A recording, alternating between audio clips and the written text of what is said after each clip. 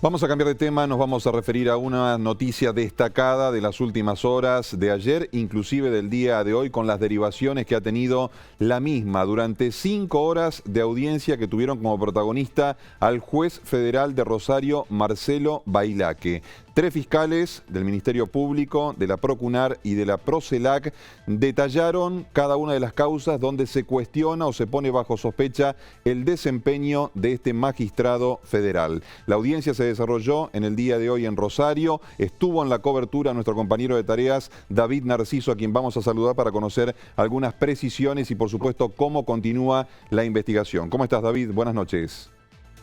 Hola Maxi, buenas noches a todos, ¿cómo les va? Muy bien. Bueno, realmente muy, pero muy fuerte la imagen que se vio hoy. Un hombre que supo, todavía tiene, se supone, porque sigue siendo juez federal en Rosario, como Marcelo Bailaque, digo, un hombre que tuvo mucho poder, estaba sentado en el banquillo de los acusados, mezclado ahí entre medio de otros imputados de delitos penales, a espaldas de sus abogados y de los abogados de los otros defendidos, ante un juez como Rodríguez da Cruz, que llevó adelante la audiencia, y un batallón de fiscales.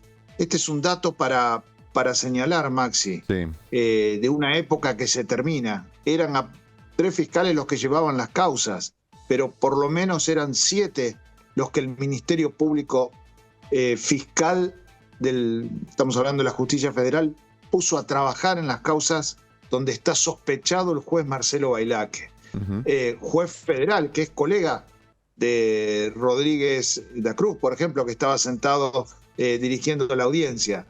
Es muy importante este aspecto, ¿no? Porque incluso el propio juez, insisto, que llevaba adelante la audiencia, señaló en varias oportunidades, cuando lo interrumpía algún abogado defensor, que se iba a tomar todo el tiempo necesario para escuchar las posiciones, porque tenía delante suyo, lo dijo con estas palabras, a todo un grupo de fiscales federales haciendo una acusación y del lado de los acusados a un juez federal de la nación.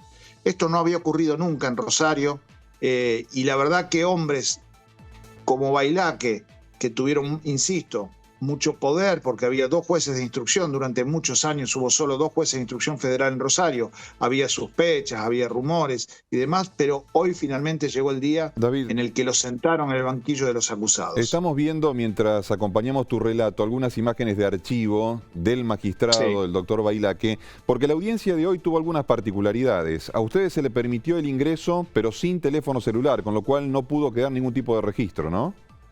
No hay registros de nada, todo lo que van a ver es de archivo, excepto la del ingreso, como están viendo ahí, a los tribunales federales de Oroño, de algunos de los participantes de las audiencias, abogados defensores, fiscales, defensores, etcétera.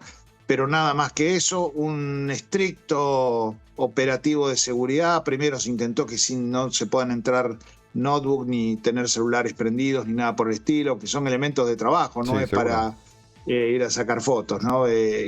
Claramente los periodistas entendemos cuáles son las reglas con las que se trabaja y era solamente eso. Pero hubo muchos problemas con eso, una guardia de la Policía Federal muy celosa. Tenían acceso, te cuento un detalle, tenían acceso a hablar por teléfono por ahí en algún momento que salían los acusados y no lo teníamos los periodistas. Insólito. Pero bueno, cosas que se dan y que supongo que se van a ir corrigiendo en esto de la implementación del nuevo sistema procesal penal en la justicia. Te cuento algún detalle de lo que fue la imputación y los planteos contra el juez Bailaque y los otros acusados. Por supuesto, nosotros nos concentramos en el tema de Marcelo Bailaque porque estamos hablando nada más y nada menos que de un juez federal de la nación que está en el banquillo de los acusados al mismo tiempo que juez.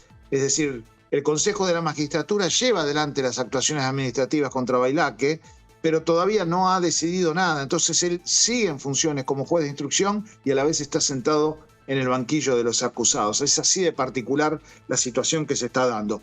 3 casos es por lo que fueron acusados, sintéticamente. La primera de ellas tiene que ver con su amistad con el contador Gabriel Misau. Esto deviene de las causas de condena por lavado de activos al principal narco, a uno de los principales narcos de la ciudad de Rosario, Esteban Alvarado. Misau era el contador de las empresas que usaba para lavar dinero Esteban Alvarado, y a la vez es íntimo amigo del juez Bailaque. Y el juez Bailaque fue el que intervino en la instrucción de las causas de Esteban Alvarado, y sobre las que hubo muchas sospechas, porque cuando la Policía de Seguridad Aeroportuaria le pedía tomar medidas, como por ejemplo intervenir teléfonos y demás, él demoró en varias oportunidades, al menos 3 veces, tomar esas medidas y las extendió en el tiempo más allá de un año. Una segunda causa que es la que se investiga, también una maniobra con otro amigo de Bailaque, los hermanos Huipey, dueños de una financiera muy importante, una mutual que funciona como financiera aquí en la ciudad de Rosario, la Cooperativa de Seguro de Portuario de San Lorenzo y Puerto San Martín, estaba intervenida, tenía un patrimonio de dinero líquido muy grande, se habla de hasta 3.000 millones. La intervención la ordenó un juez de Campana, pero cuando mandó la causa a Rosario, que cayó en manos de Bailaque, lo que Bailaque hizo fue desbloquear los fondos de la cooperativa para pasarlos para autorizar que pasaran a las cuentas de la mutual unión de los hermanos Huipey. Y él en todo momento ocultó que era amigo de Fernando Huipey, con quien incluso ha hecho viajes juntos, y sin embargo permitió y habilitó el desbloqueo de los fondos, ¿no? Llegó a ir hasta Casación Penal de la Nación esa causa, y recién después, cuando ya no le quedaba ningún margen, confesó que tenía amistad con Huipey, y sin embargo nunca jamás se excusó de participar. Además, y la última... Además tiene que ser una entidad reconocida por el Banco Central, y la Mutual no lo era. Y la Mutual no lo era, Maxi. Ese es un detalle. El fiscal fue muy claro con esto. La Mutual daba 2 puntos más de interés, pero no era ese el tema, porque lo que había que hacer era, en una intervención, asegurar ese enorme capital que tenía la cooperativa de portuarios de Puerto San Martín. Y esos 2 puntos, en realidad, no tienen proporción con el negocio que sí hicieron los amigos del juez Bailaque, que tuvieron durante un largo tiempo una enorme liquidez en su mutual a partir de ese favor que permitió derivar el dinero de una entidad bancaria formal a una financiera como la de los hermanos Huipey. Y la última, para cerrar, te decía, fue quizás una que hoy tuvo algunas derivaciones en la ciudad de Santa Fe con más allanamientos, y acá lo que se sospecha es que entre el juez Bailaque y funcionarios de AFIP Aduana y de Hidrovía, intervenían en algunas causas judiciales, concretamente las de un agente de bolsa, Oneto e Iglesias. Lo que los fiscales allí detectaron es que esa causa arrancó con muchísima actividad, de pronto se planchó, de pronto se volvió a incrementar la actividad, llamaron a indagatoria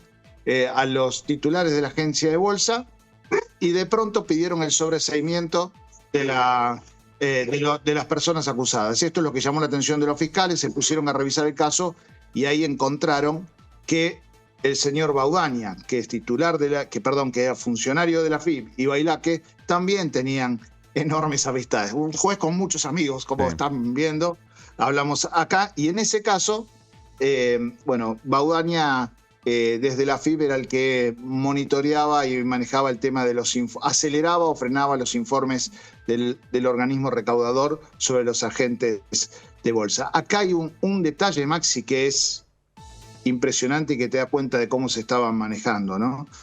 No se llegó a hablar concretamente de figuras penales en esta causa, está abierta la investigación, pero la causa la origina en el juzgado de Bailaque a partir de una denuncia anónima. Esa denuncia anónima, escuchá el detalle que te voy a dar, Sí. Esa denuncia anónima la tiene la AFIP registrada el 14 de agosto de 2024, el 14 de agosto, 2024, a las 12:55.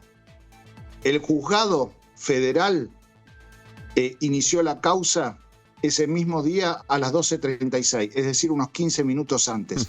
Por empezar, que no hay ninguna denuncia anónima que de un momento para otro vaya a parar a un juzgado federal en el mismo día, menos cuando falta media hora para cerrar el turno judicial. y segundo, que está registrada primero en el juzgado federal antes que en el lugar donde se hizo la denuncia. Esto es todo lo extraño y lo que originó todos los debates. Cierro con esto. Los fiscales pidieron medidas coercitivas en algunos casos, información para algunos de los imputados que tengan que pedir permiso para salir del país. Se pidió la apertura de celulares y compartir la información en las distintas causas, celulares de los imputados, entre ellos el del juez Bailaque y su secretario. No solo llamadas, sino también, por ejemplo, tráfico de datos. Y con lo que cierro, Maxi, es el incidente final de la audiencia de hoy fue que una de las defensas pidió al juez Da Cruz que se excuse de seguir adelante en la audiencia. Increíblemente habían pasado 5 horas de audiencia ya, ¿no?